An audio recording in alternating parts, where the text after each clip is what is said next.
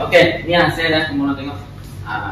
Banyak perubahan dan dibuat. Kalau ya hampir sama dengan sebelumnya, ini ada di klub. So barang yang dah dibuat banyak lah, macam sama set chrome ni, yang kemek-kemek kamu sini, kemek sebelah sana, kemek sebelah sana. Tapi kita tengok bagian ini dulu. Tengok, dah kilat, tak macam dulu. Tengok yang atas ni pun sama.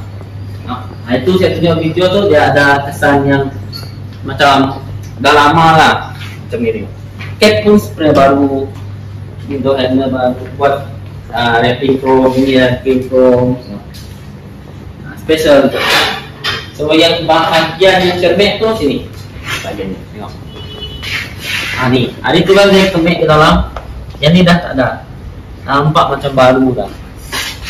Tengok wrapping, dia lagi macam kemas lagi daripada kalau cat dia ambil masa yang agak lama. Yang ini mungkin dalam 2 minggu lebih sikit untuk dapatkan yang macam ni. Yang satu lagi yang menarik adalah bahagian lampu. Kamu tengok lampu hari tu kuning, ni pun kuning, sekarang dah dibuat balik. Tengok hasilnya, ni hasilnya.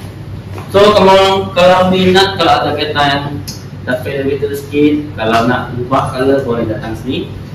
Sini macam-macam color yang kamu nak pilih, yang dapat pilih sama ada kamu nak kalau asal balik atau tukar balik, depend dengan kamu.